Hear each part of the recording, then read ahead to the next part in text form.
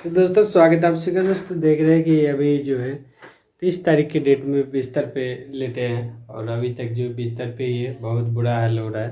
तो आज के इस वीडियो में थोड़ा सा अपना अनुभव शेयर करूंगा कि इन फ्यूचर कभी ना किसी के साथ में ऐसा हो, यदि कभी भी हो जाता है तो क्या क्या दिक्कतों का सामना करना पड़ता है। आज के इस वीडियो में आप सभी के साथ में अपना दुख शेयर करने वाला हूँ, तो इस पूरी वीडियो को एंड तक जरूर देखिएगा। तो दोस्तों हुआ ये था कि जो लोग हमारे बारे में नहीं जानते हैं कि हम यहाँ पे रहते हैं सहरसे में, और दीपावली का समय था।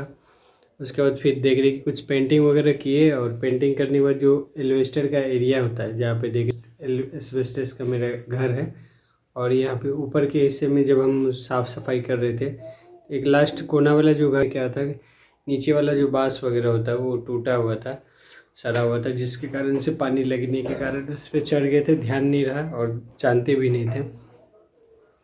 अचानक से नीचे आ गए और गिर गए।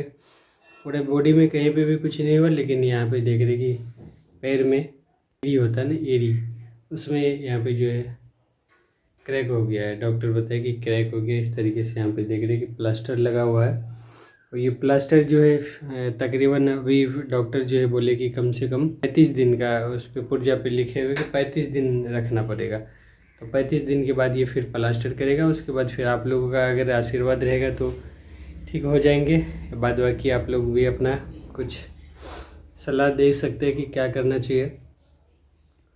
तो जिस दिन हुआ था उस दिन तो जब ऊपर से गिरे तो उसी जगह पे बैठे रह गए, अपनी खुद से नहीं उठ पाए। तो जब तुरंत फूलना शुरू हो गया, यहाँ पे जो साइड का है, यहाँ पे इस साइड वाला ये फूलने लगा, तो हमको लग गया था कि चोट लग गया है, टूट गया है कुछ। फिर वो उनके सहारे से उठे। उठने के बाद फिर जो है डॉक्टर, जो हड्डी वाले डॉक्टर होते, एक दो जगह फ़ोन किए। तो फिर एक डॉक्टर के पास में जो जान पहचान वाले थे वो रह रहे थे, जो कंपाउंडर के तौर पे काम करते, उनको फ़ोन किए। तो फिर वो बताया कि 2 बजे डॉक्टर साहब बैठेंगे। तो तब तक जो है दर्द से बिल्कुल परेशान हो रहे थे, तो गर्म पानी से अपने खुद से इसको साफ़ करवाए, और जो पट्टी होता है कपड़ा का, पट्टी डाल के यहाँ पे जो पीछे में रखे यहाँ पे, ताकि सूजन जो वो कम हो जाए, दर्द जो वो कम हो जाए। जैसे क्रीम वगैरह होता, फास्ट रिलीफ वगैरह, वो सब इसमें लगाए। उसके बावजूद भी दर्द तो कम नहीं हो रहा था।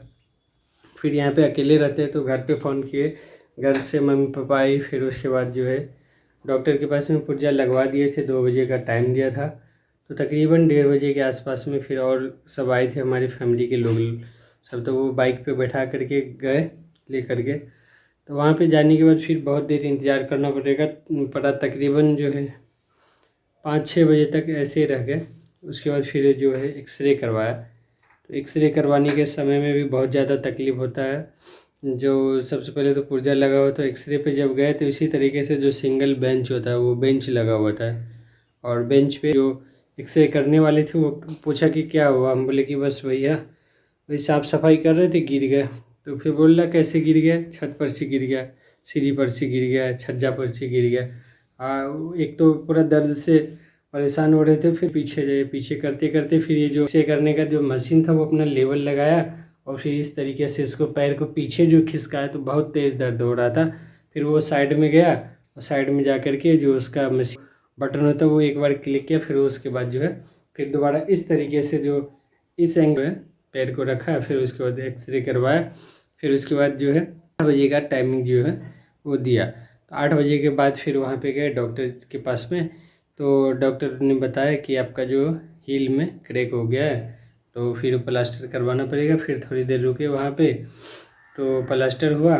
तो प्लास्टर में क्या हुआ कि इसी तरीके से, जिस तरीके से आपको बोले थे कि उसी तरीके से एक मेज पे बैठा दिया, बेंच होता है बेंच पर। और बैठाने के बाद फिर जिस एंगल में भी मेरा पैर देख पा रहे हैं कि इस एंगल में मेरा पैर है, इसी तरीके से स्ट्रेट में सीधे करके रखे हुए था। वो डॉक्टर साहब जो अपने उसमें जैसे शेफ वगैरह खाना वगैरह जो बनाते हैं इसमें लटकाए हुए रहते हैं, उसी तरीके से वो लटकाए हुए थे। और जो मेरा पैर का तलवा है वो अपने पेट में इस तरीके से सटा करके चिपका करके, और जो यहाँ पे पेड़ है ये देख रहे, छोटा छोटा यहाँ पे इस तरीके से रोल होता है इस टाइप का, ये वाला देख रहे हैं ना। तो पहले ही जो है इस के ऊपर में रुई का लेयर दिया जाता है, 2-3 लेवल का रुई का लेयर दिया जाता है। रुई पूरा वहाँ तक दिया। उसके बाद इसमें जो रोल था, रोल में पहले से पेरिस प्लास्टर जो होता है केमिकल वो लगा हुआ था, और पानी में भिगो करके इस तरीके से, और यहाँ पे ये पूरे इस तरीके से लपेट दी। डॉक्टर साहब खुद से ही कर रहे थे, उनके साथ में जो थे सपोर्टेड वो सब भी थे। फिर बाद में डॉक्टर साहब कर दिए, एक साथ में 3-4 आदमी को बैठाए हुए थे। फिर उसके बाद जो है दोबारा जिनको बोले थे दूसरे आदमी को भी थोड़े से इनको इस तरीके से करो, तो वो मतलब इस तरीके से फिर इसको जो है ताकि ये जो है जल्दी जगह पे आ जाए। इस तरीके से थोड़ा सा उसको आराम से, मतलब ज़्यादा तो नहीं लेकिन फिर भी थोड़ा सा दाब भी रहे थे। तो जब वो डॉक्टर साहब प्लास्टर कर रहे थे ना, पैर में अपने पेट के बल में जो तलवे को दबा करके रखे थे, उसी समय जो है दर्द हो रहा था। उसके बाद फिर दर्द उतना ज़्यादा नहीं हो रहा था, और अभी तक जो है सब कुछ मोटा मोटी सब कुछ तो सही है। लेकिन यहाँ पे देख रहे हैं जो पैर का सूजन जो लग रहा है, ये सूजन बिल्कुल भी कम नहीं हुआ। और दवाई में जो है ज़्यादातर दवाई भी नहीं देके, पेन किलर नॉर्मल जो पेन किलर होता है वो, उसके बाद फिर एक खाली पेट खाने वाला जिससे कि गैस वगैरह नहीं बने, क्योंकि कैल्शियम का टेबलेट जो है एक दिया है जो कि डेली खाने का है। और जो पेन किलर है सुबह शाम 2 टाइम, और जो खाली पेट वाला 1 टाइम, ये 3 टेबलेट दिए। तो मोटा मोटी किसी तरीके से यहाँ पे कर रहे हैं।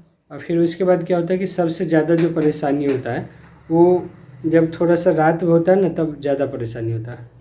तो दिन भर तो किसी तरीके से मान के चलिए कि मोबाइल देख करके या फिर किसी से बात करके टाइम पास हो जाता है, उतना ज़्यादा दिक्कत नहीं होता है। लेकिन जब रात होता है ना, रात में बहुत ज़्यादा दिक्कत होता है, पैर रखने में बहुत ज़्यादा तकलीफ होता है। कभी कभी इतना ज़्यादा पेन होता है, दर्द होता है, बर्दाश्त करना मुश्किल हो जाता है। फिर सबसे जो मेन चीज़ है किसी तरीके से, जैसे कि बाथरूम, ज़्यादातर केस में क्या होता है कि हम लोगों के घर में जो नॉर्मल फैमिली से है तो वो उनके घर में जो इंडियन टॉयलेट होता है वही टॉयलेट लगा होता है। उस टॉयलेट में अभी के सिचुएशन में हमारे लिए दोस्तों बहुत ज़्यादा मुश्किल है। फिर भी किसी तरीके से अपना काम कर रहे हैं, और जब बैठ जाते तो फिर दोबारा उठने में बहुत ज़्यादा परेशानी होता है। किसी तरीके से दिनचर्या चल रहा है, और 30 तारीख के डेट में हुआ था। अभी तक मैं बेड पे ही लेटे हैं। बीच में क्या होता है कि जब बाथरूम जा रहे थे, बाथरूम जाने के दरमियान कल भी एक बार क्या हुआ कि गिर गए। ऊपर वाले का शुक्र है कि दोबारा जो है कुछ नहीं हुआ, लेकिन फिर जो उंगली है यहाँ पे, जो उंगली में थोड़ा सा जो है यहाँ पे जो है चोट लग गया, जिसके कारण से फिर से दोबारा सूजन टाइप का लग रहा है। तो पता नहीं कब तक यहाँ आप लोग हमारे लिए दुआ कीजिए ताकि जल्द से जल्द हम ठीक हो पाए। तो दोस्तों यही कुछ, ऐसा नहीं कि हम अपना मान के चलिए कि वीडियो आप लोगों को